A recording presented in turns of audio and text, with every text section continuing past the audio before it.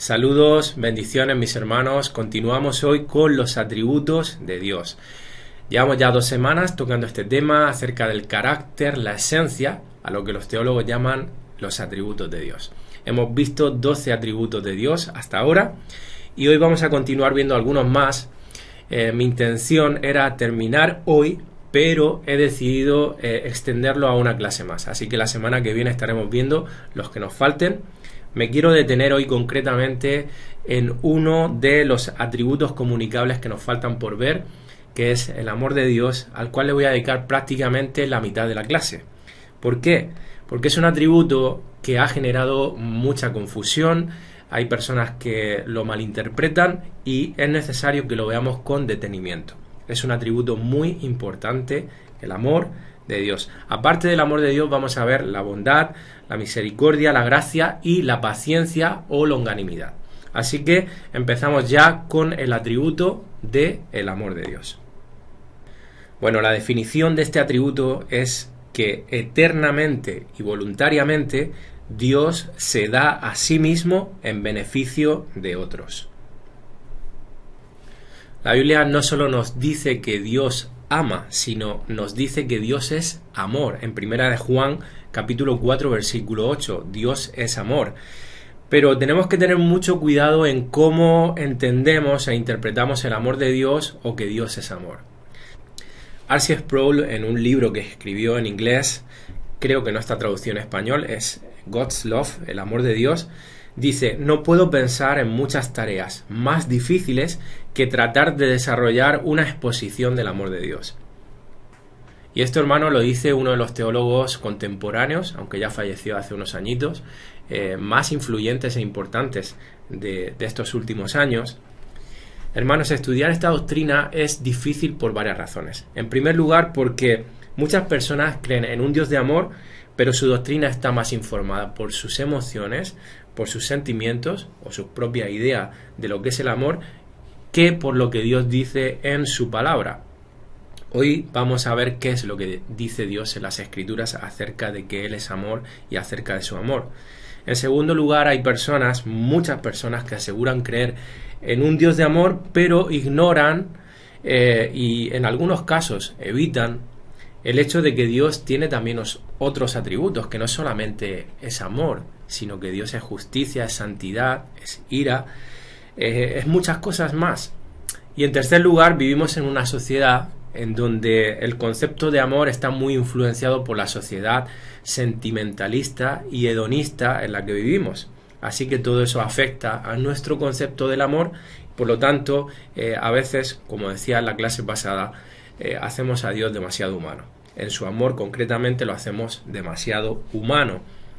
Fijaros, porque el mundo griego y el mundo romano de la época del Nuevo Testamento nunca habían conocido un amor tan específico como el amor de Dios.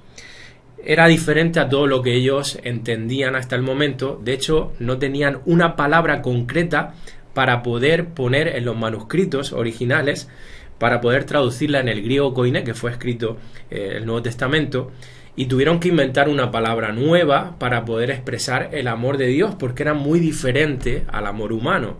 Y esa palabra es ágape, que me imagino que os sonará porque lo utilizamos muy comúnmente en el argot evangélico, aunque un poco fuera, digamos, del contexto original, ¿no? Lo utilizamos, por ejemplo, cuando nos juntamos los hermanos para hacer una comida, ágape, pero en realidad ágape es el amor de Dios, el amor especial de Dios que se diferencia del amor humano. Y todo esto nos tiene que traer un poquito de conciencia de que cuando hablamos del amor de Dios es un tema especial y tenemos que tratarlo con sumo cuidado. Así que tenemos que comprender algunas cosas muy importantes para no llegar, hermanos, a falsas conclusiones, malentendidos, porque como dice Efesios 3:19, Pablo aquí nos advierte, inspirado por el Espíritu Santo, que el amor de Cristo, es decir, el amor de Dios, porque Cristo es el Hijo de Dios y es Dios mismo, Dios encarnado, excede a todo conocimiento, es decir, está por encima de nuestro razonamiento, de nuestros pensamientos, de lo que nuestra cabeza da de sí.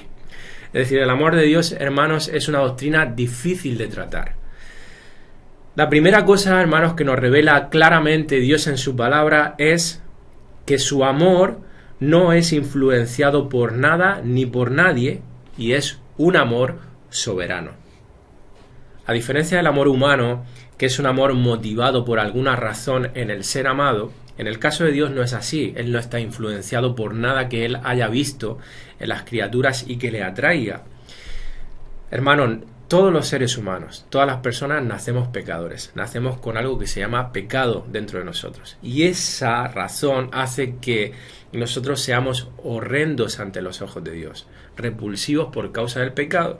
Y por esa razón no somos atrayentes a Él. Así que, hermanos, la única motivación para que Dios nos ame no está en nosotros, sino en el puro afecto de su voluntad. Por eso su amor es soberano, porque Él decide amarnos a pesar de el pecado que hay en nosotros, a pesar de ser pecadores. No hay nada en nosotros, sus criaturas, capaz de atraerlo o influenciarlo a amarnos. Y las Escrituras, hermanos, también nos revelan que nunca Dios va a amar a un hombre porque ese hombre lo amó primero a Él. Al contrario, el hombre, nos dice la Escritura en Romanos 3:11, que está incapacitado para amar a Dios. No hay quien busque a Dios, no hay ni aún uno. Si Dios no te atrae a Él, tú no puedes amar a Dios. Por lo tanto, Dios es el primero que nos ama a nosotros. Nosotros no podemos influenciar a Dios porque Él vea un amor de nosotros hacia Él. Al contrario, dice en 1 Juan 4:19 que nosotros le amamos a Él porque Él nos amó primero. Siempre ha sido así, hermanos, siempre ha sido así. Y esto, hermanos, es una realidad confrontadora, pero al mismo tiempo es hermosa. Porque el amor de Dios no depende de nada de lo que yo soy o de lo que yo hago.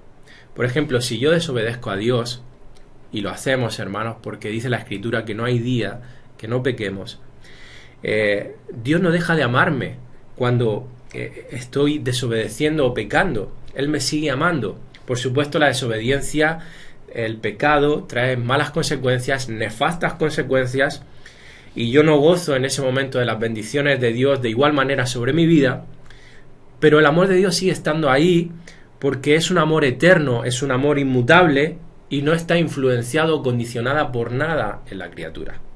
Dice en Romanos 8:35 al 39, y por supuesto estoy hablando en el contexto de los hijos de Dios, de los escogidos, ¿quién nos separará del amor de Cristo? ¿Quién nos separará del amor de Cristo? ¿Tribulación o angustia o persecución o hambre, o desnudez, o peligro, o espada? Como está escrito, por causa de ti somos muertos todo el tiempo, somos contados como ovejas de matadero. Antes, en todas estas cosas, somos más que vencedores por medio de aquel que nos amó. Por lo cual estoy seguro de que ni la muerte, ni la vida, ni ángeles, ni principados, ni potestades, ni lo presente, ni lo porvenir, ni lo alto, ni lo profundo, ni ninguna otra cosa creada nos podrá separar del amor de Dios que es en Cristo Jesús, Señor nuestro. Aquí tenemos una de las porciones más preciosas de todas las Escrituras. Pero me viene a la mente el pueblo de Israel. El pueblo de Israel fue escogido por Dios como pueblo suyo por encima de todas las demás naciones de la tierra. Pero nos dice las Escrituras claramente, nos dice Dios a través de las Escrituras, que Israel no fue amado porque viera en ellos algo especial. No fue un pueblo escogido porque ellos fuesen especiales, a diferencia del resto de naciones. Lo que los hizo especial fue precisamente que Dios decidió ser su Dios, decidió ser su Padre, decidió escoger y apartar a ese pueblo del resto de naciones. Y eso fue por la soberana voluntad de Dios que los amó. Dios no fue influenciado y motivado por nada que viera en el pueblo de Israel. De hecho, luego vemos lo que es el pueblo de Israel a lo largo del Antiguo Testamento. Dice en Deuteronomio 7, 6 al 8 en la Biblia de las Américas: porque tú eres pueblo santo para el Señor tu Dios. El Señor tu Dios te ha escogido para ser pueblo suyo de entre todos los pueblos que están sobre la faz de la tierra. Está hablando del pueblo de Israel. Dice el 7: el Señor no puso su amor en vosotros, ni os escogió por ser vosotros más numerosos que otro pueblo, pues erais el más pequeño de todos los pueblos. Aquí está hablando en el original de la insignificancia del pueblo de Israel. Dice en el 8: más porque el Señor os amó y guardó el juramento que hizo a vuestros padres, el Señor os sacó con mano fuerte y os redimió de casa de servidumbre, de la mano de Faraón, rey de Egipto. Así que vemos, hermanos, que el amor de Dios por el pueblo de Israel, el escogerlos, no fue por nada especial en Israel, sino porque el Señor los amó, es decir, por el puro afecto de su voluntad soberana. Por tanto, hermanos, su amor no es influenciado por nada ni por nadie, es un amor soberano, porque Dios ama según el puro afecto de su voluntad. Es decir, ama como gusta, como desea, Él ama como quiere y a quien quiere. Como nos dice Romanos 9:13, a Jacob amé, pero a Esaú aborrecí. Y haciendo eso Dios no es injusto. A nosotros nos puede parecer algo injusto de parte de Dios, quizás no lo comprendamos, pero hermanos, nos dice la Escritura que Dios es santo siempre, justo siempre, perfecto siempre. Así que, hermanos, aquí en Dios no hay injusticia. Recordemos que su amor es indivisible del resto de lo que Él es, de su esencia, del resto de sus atributos. Dios es amor al 100%, pero también Dios es santidad al 100%, Dios es justicia al 100%. Por lo tanto, su amor siempre es santo y justo, como vimos en las clases pasadas. Por eso dice el versículo 14, aquí en Romanos 9, ¿qué pues diremos? ¿Que hay injusticia en Dios? En ninguna manera. Pues a Moisés dice, tendré misericordia del que yo tenga misericordia y me compadeceré del que yo me compadezca. Así que no depende del que quiere ni del que corre, sino de Dios que tiene misericordia. Aquí Pablo anticipa la respuesta más natural del corazón pecaminoso del ser humano, tachar a Dios de injusto. En esto el ser humano queda retratado porque se muestra la soberbia que hay en nuestros corazones pecaminosos. No nos ponemos a la altura de Dios, sino que nos ponemos por encima de Dios, creyéndonos más altos, más sabios, más listos, incluso más justos que Dios. ¿Quién soy yo para decirle a Dios que es injusto? Por lo tanto, estoy midiendo yo a Dios, me estoy poniendo por encima, estoy diciendo que yo soy más justo que Dios. Hermanos, esto es soberbia. Yo sé que hay hermanos que aman verdaderamente a Dios y no le acusan de injusticia, pero le resulta muy chocante esta doctrina acerca de la elección, del amor de Dios electivo que escoge. Son personas honestas a las que les cuesta conciliar el amor de Dios y la soberanía de Dios. Ellos piensan, Señor, si tú eres amor, no entiendo cómo puedes escoger a unos y a otros no.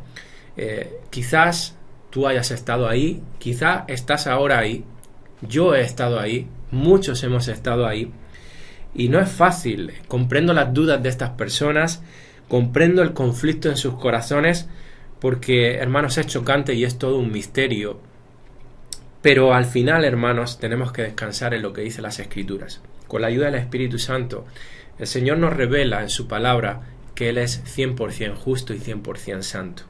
Por lo tanto, yo tengo que descansar en que todo lo que Dios hace es justo, es perfecto, es bueno y es santo, aunque yo no lo entienda, aunque yo no lo comprenda.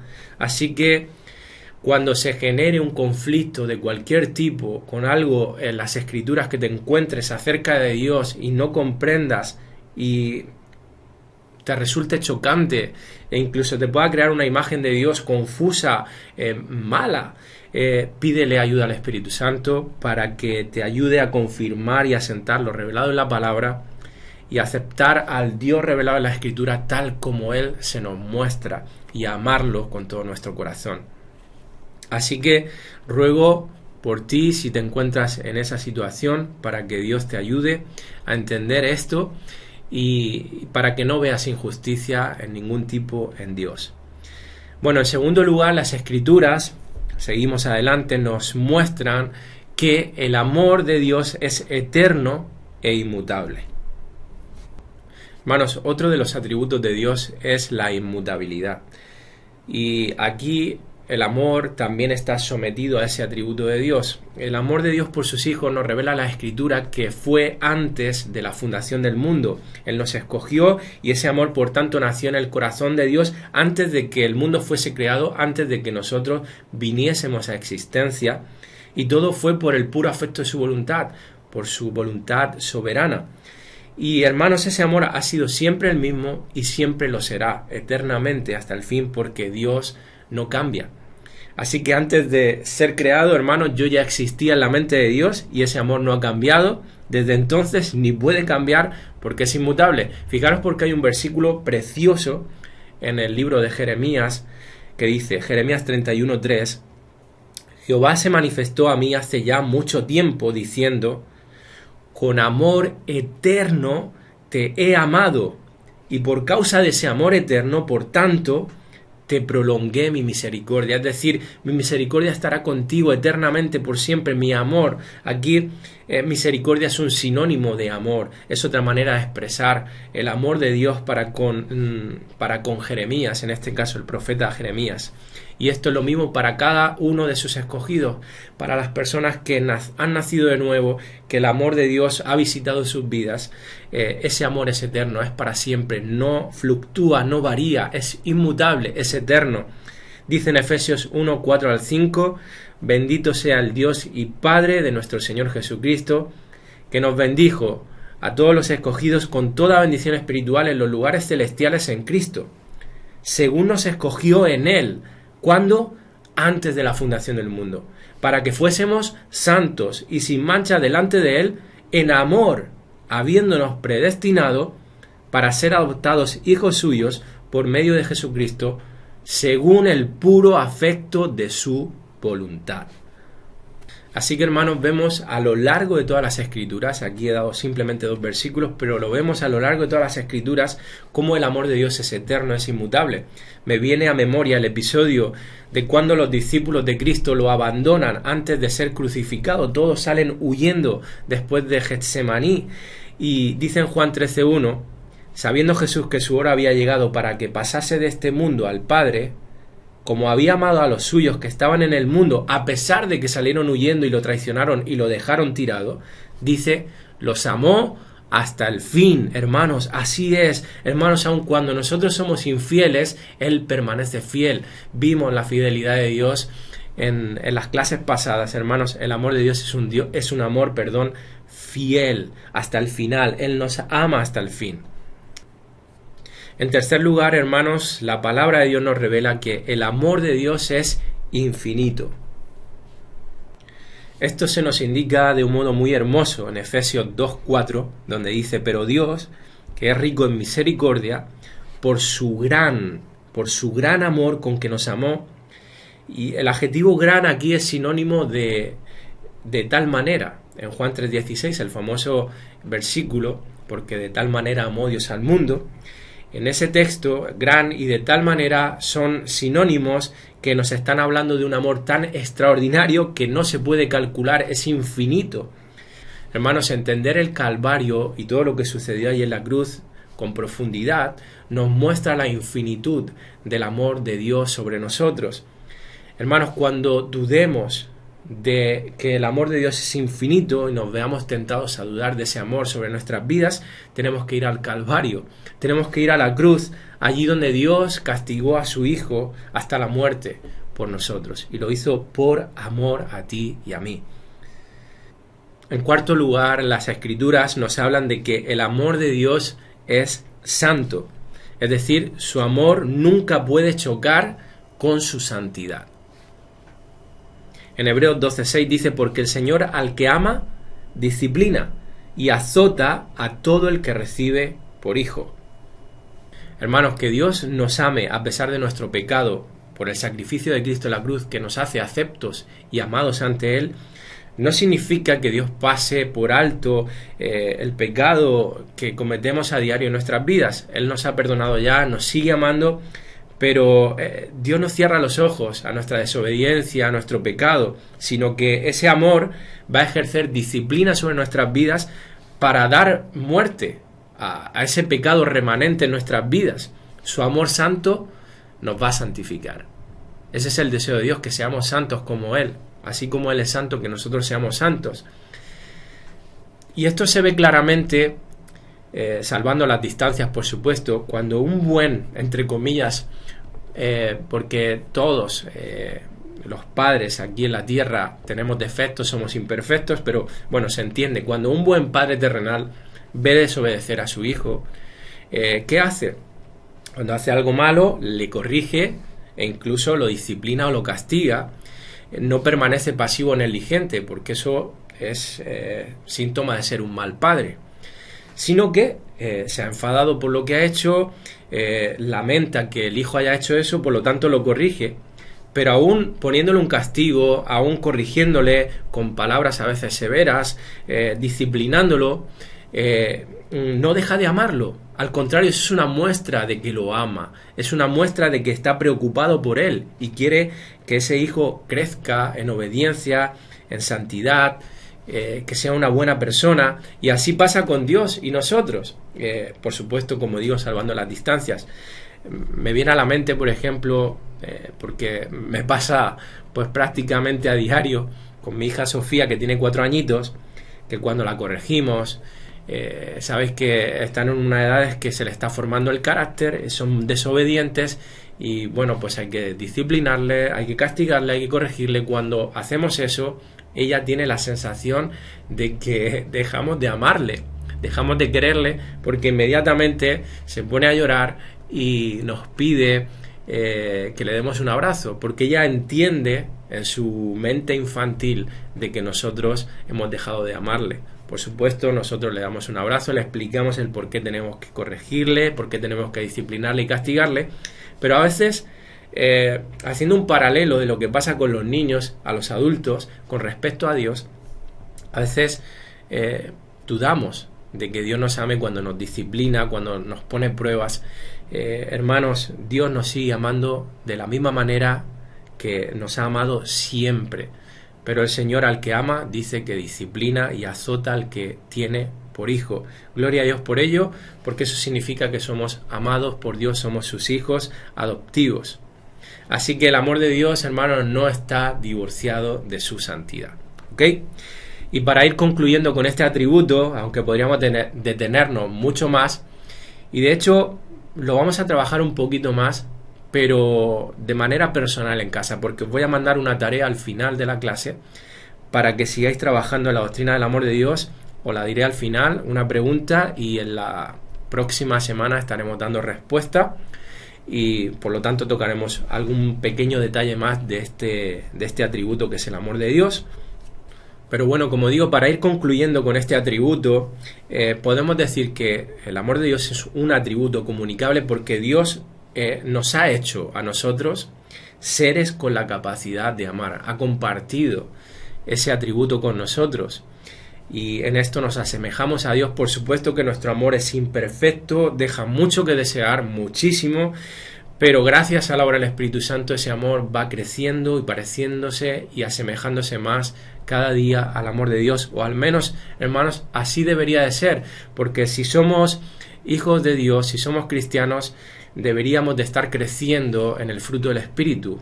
Eso es la llenura, que el fruto del Espíritu sea manifiesto en nuestra vida, y sabemos que el amor es parte de ese fruto. El amor de Dios es parte del fruto del Espíritu en nuestras vidas. Me gusta la oración que hace Pablo a los Efesios, en Efesios 3, 14 al 21, porque es muy reveladora de esto. Dice: por esta causa doblo mis rodillas ante el Padre de nuestro Señor Jesucristo, de quien toma nombre toda familia en los cielos y en la tierra, para que os dé, conforme a las riquezas de su gloria, el ser fortalecidos con poder en el hombre interior por su Espíritu, para que habite Cristo por la fe en vuestros corazones, a fin de que, arraigados y cimentados en amor, seáis plenamente capaces de comprender con todos los santos cuál sea la anchura, la longitud, la profundidad y la altura, y de conocer el amor de Cristo, que excede a todo conocimiento, gloria a Dios, para que seáis llenos de toda la plenitud de Dios. Precioso esto, hermanos. Y dice: y a aquel, fijaros, ¿quién es poderoso para hacer esto nosotros? Aquel que es poderoso para hacer todas las cosas mucho más abundantemente de lo que pedimos o entendemos, según el poder que actúa en nosotros. Es Él obrando a través del Espíritu Santo en nuestras vidas, el que nos capacita para amar como Dios ama. Y dice el 21: a Él sea la gloria en la Iglesia, en Cristo Jesús, por todas las edades, por los siglos de los siglos. Amén. En todo Dios se lleva la gloria. Soli Deo Gloria. Y hermanos, por causa de ese poder que actúa en nosotros, es que Dios nos puede decir lo que leemos aquí en Mateo 22, 36 al 40, que dice: Maestro, ¿cuál es el gran mandamiento en la ley? Alguien se acerca y le pregunta a Jesús. Y Jesús le dijo: amarás al Señor tu Dios con todo tu corazón y con toda tu alma y con toda tu mente. Esto para el ser humano es imposible. Y solamente es posible por medio de la obra del Espíritu Santo en un corazón regenerado. Dice el 38, este es el primero y grande mandamiento, y el segundo es semejante: amarás a tu prójimo como a ti mismo, lo cual también es una imposibilidad para nosotros, hermanos. Solamente es posible si el Espíritu Santo obra en nuestras vidas, el poder de Dios obrando en nosotros. Y dice el 40, de estos dos mandamientos depende toda la ley y los profetas, que es otra manera de decir que en esto se resume nuestro deber como hijos de Dios, como cristianos: amar a Dios con todo nuestro corazón y al prójimo como a nosotros mismos. Y gracias a Dios que nos capacita para que esto pueda llegar a ser una realidad. Bueno, pasamos a otro atributo comunicable de Dios, que es la bondad de Dios. La bondad de Dios quiere decir que Dios es la norma suprema del bien y que todo lo que Dios es y hace es bueno. No hay posibilidad de mal en él. La bondad de Dios se refiere tanto a su carácter como a su conducta. Sus actos proceden de su propio ser. Dios actúa en base a lo que Él es, y Él es la fuente de toda bondad. Vamos a leer algunos versículos que nos muestran la bondad de Dios para con todas sus criaturas, que es a lo que también llamamos o conocemos como gracia común a todos los hombres. Es la bondad de Dios expresada a todas sus criaturas, y esto lo vemos claramente en las Escrituras. En el Salmo 145:9 dice: bueno es Jehová para con todos, y sus misericordias sobre todas sus obras. En Hechos 14, 16 al 17, en la Nueva Traducción Viviente, dice: en el pasado Dios permitió que todas las naciones siguieran su propio camino, pero nunca las dejó sin pruebas de sí mismo y de su bondad. Por ejemplo, les envía lluvia y buenas cosechas, y les da alimento y corazones alegres. Esto es la gracia común, la bondad de Dios para con todos los seres humanos. Como Dios es bueno en sí mismo, hermanos, Él es la norma suprema del bien. Bueno es todo lo que Dios es y todo lo que Dios dice que es bueno. Y malo es justamente todo lo que Él condena y todo lo que Él señala como malo. Así que no hay ningún ser en el universo que pueda poner otra vara de medir para decir lo que es bueno y lo que es malo. Pero ahí nos vemos nuevamente al ser humano en su soberbia manifestada para con este atributo. La hemos visto hace un momento manifestada para con el amor de Dios, y ahora en contra de la bondad de Dios, diciendo lo que es bueno y lo que es malo. Nos dice en Isaías 5:20 que el hombre llama a lo malo bueno y a lo bueno malo. No hay ninguna vara de medir diferente a la de Dios. Bueno es lo que Dios dice que es, y malo es lo que Dios dice que es, por mucho que el hombre se empeñe en tergiversar y en cambiar los conceptos y traer ese nuevo pensamiento que tristemente estamos viviendo en estos días en una forma exponencial, como todos sabemos. El resto de atributos que vamos a ver hoy, hermanos, son también consecuencia directa del amor y la bondad de Dios. Hemos dicho que íbamos a hablar también de la misericordia, de la gracia y de la paciencia de Dios. Fijaros, porque en el Salmo 103, versículo 8, dice: misericordioso y clemente es Jehová, lento para la ira y grande en misericordia. Y como veis, he puesto varias palabras entre paréntesis, que es el hebreo original. Cuando dice misericordioso, que en hebreo es rahum, está hablando de compasión, misericordia. Cuando habla de clemente, hanun, está hablando de gracia, de alguien que se apiada, que tiene gracia. Y cuando habla de lento para la ira, está hablando de paciencia, arek af en hebreo, lento para el enojo, sufrido de espíritu, largo de ánimo, es decir, longánime. Y grande en misericordia es en hebreo Hesed, está hablando del amor y la bondad de Dios. Así que aquí vemos englobado cómo el amor y la bondad de Dios se expresa en su gracia, misericordia y paciencia. Por eso digo que estos tres atributos que vamos a ver hoy, lo que nos resta de clase, son consecuencia directa del amor y la bondad de Dios. Vamos primero con la misericordia de Dios. La misericordia de Dios significa que Dios tiene compasión. En Éxodo 34:6 dice que entonces pasó el Señor por delante de él, ¿de quién? De Moisés, y proclamó: el Señor, Dios compasivo y clemente, lento para la ira y abundante en misericordia y verdad. Si os fijáis, viene a ser el mismo texto que nos encontramos en el Salmo que acabamos de leer. Cuando Dios se le presenta a Moisés, se le presenta de esta manera, como alguien compasivo y clemente. Hermanos, Dios ve nuestra injusticia y Él decide tener misericordia. Y nuevamente esto lo hace de forma soberana. La misericordia, hermanos, es no darnos lo que nosotros merecemos. ¿Qué es lo que merecemos? La ira de Dios por nuestro pecado. Romanos 9:18 nos dice que su misericordia es soberana. Dice, de manera que de quien quiere tiene misericordia, y al que quiere endurecer, endurece. Miguel Núñez dice al respecto de esto: una de las cosas que debe hacernos recobrar mayor peso acerca de nuestro pecado es pensar en que un Dios infinitamente misericordioso se atreve a mandar individuos al infierno porque pecaron. Así que sin duda el pecado tiene que ser algo infinitamente horrendo para Dios. En Mateo 9:36 nos dice que Cristo, al ver las multitudes, tuvo compasión, misericordia de ellas, porque estaban desamparadas y dispersas como ovejas que no tienen pastor. Y este atributo, hermanos, es comunicable nuevamente porque Dios lo ha compartido con nosotros y está haciendo de nosotros hombres y mujeres misericordiosos. Por medio de la obra de su Espíritu Santo en nuestras vidas, Él nos capacita y hace que crezcamos en misericordia para que podamos ser personas que extienden compasión a otros. Amén, tanto dentro del cuerpo de Cristo como fuera, hacia los que aún no creen en el Señor. Pasamos ahora a otro atributo, que es la gracia de Dios. Por un lado, la misericordia es no darnos lo que merecemos. ¿Qué es la gracia entonces? La gracia es darnos lo que no merecemos. La gracia es favor inmerecido. La gracia de Dios es la bondad de Dios hacia los que merecen solamente castigo. Hermanos, todos hemos pecado, todos los seres humanos.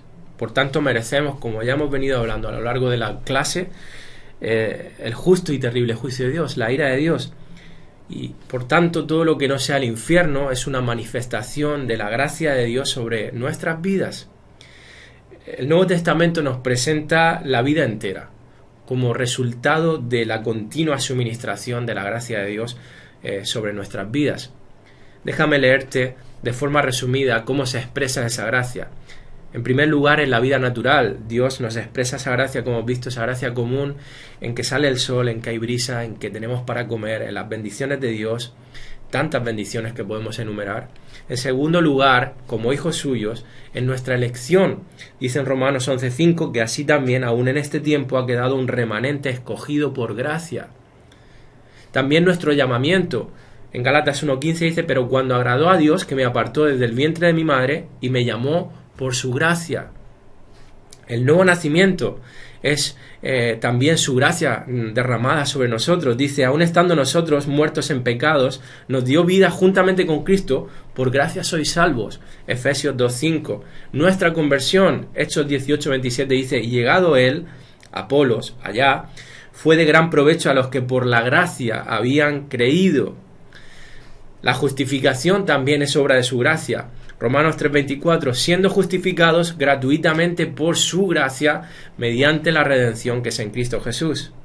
El ministerio que Dios nos da, la obra de servicio, también es por gracia. Hechos 14:26 dice, de allí navegaron a Antioquía, desde donde habían sido encomendados a la gracia de Dios para la obra que habían cumplido.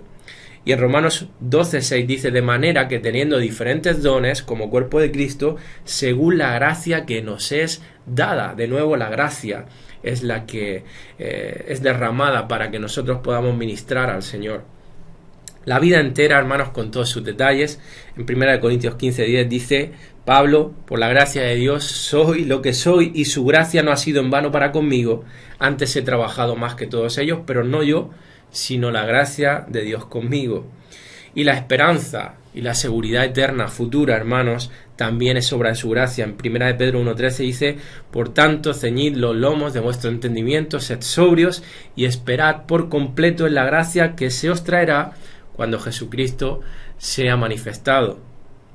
Así que, hermanos, si la gracia es inmerecida, no hay otra actitud humana apropiada para recibir esa gracia que no sea la fe. La fe, hermanos, es la única actitud humana que es opuesta a depender de uno mismo, porque se trata de confiar en otro, depender de otro, y ese otro es Dios. Depender de su gracia. Hermanos, necesitamos su gracia. Por su gracia somos lo que somos. Por su gracia podremos ser lo que Dios quiere que seamos. Dependemos completa y absolutamente de la gracia de Dios para todo en nuestras vidas, y tenemos que descansar plenamente en Él. Así que Dios nos ha dado, hermanos, su gracia especial a nosotros, sus escogidos, sus amados, y Dios comparte este atributo al mismo tiempo que trabaja en nosotros con su gracia y derrama su gracia sobre nosotros. Nos hace cada vez más capaces, por la obra del Espíritu Santo, en que podamos mostrar gracia a otros, que podamos ser dadores de gracia. Por eso nos dice: de gracia recibisteis, dad de gracia. Como dice en Mateo 5, 43 al 45, oísteis que fue dicho: amarás a tu prójimo y aborrecerás a tu enemigo.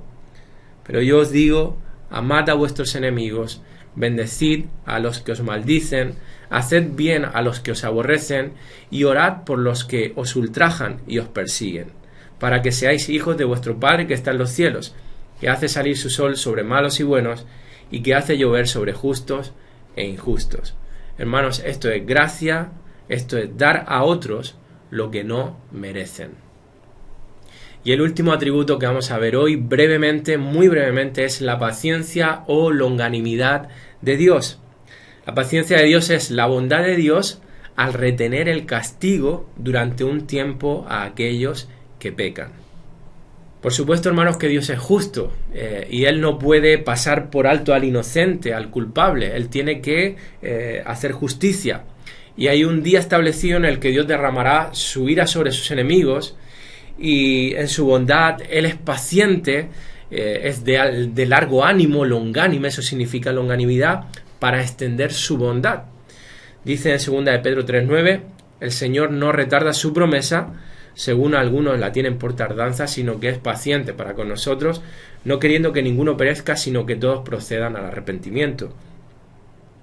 Y nuevamente, hermanos, Dios comparte este atributo con nosotros, por eso es un atributo comunicable, porque por medio, nuevamente, de la obra de su Espíritu Santo en nuestras vidas, nos hace hombres y mujeres pacientes.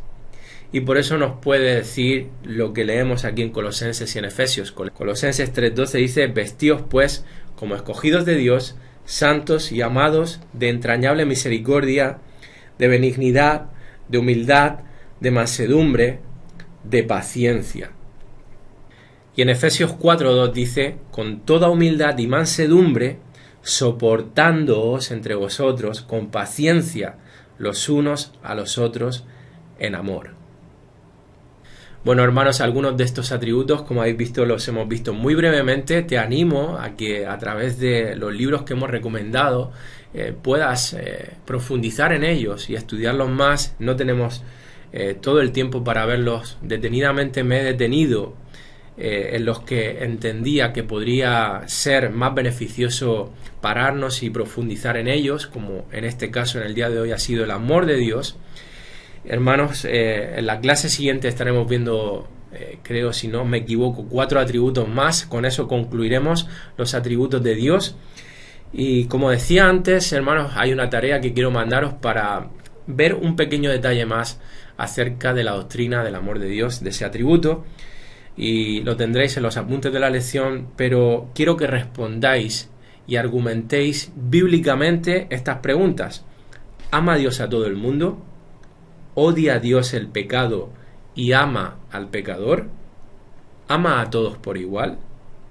Os pido, hermanos, que respondáis a esta pregunta razonando, argumentando, ¿vale? Y por supuesto razonando y argumentando bíblicamente, que no sea una respuesta de sí o de no y ya está. No, que por favor le deis contenido, no hace falta que os extendáis demasiado, pero sí que me digáis si el sí es sí, ¿por qué? ¿Por qué bíblicamente creéis que sí? Y si es no, el por qué bíblicamente. ¿De acuerdo? Os doy una semana, hermanos, por favor, que la semana que viene, el domingo de la próxima semana, me podáis entregar la tarea y estaremos viéndola en la próxima clase. Así que ya sin más, que el Señor os bendiga vuestro esfuerzo, que el Señor os bendiga y nos vemos en la próxima lección.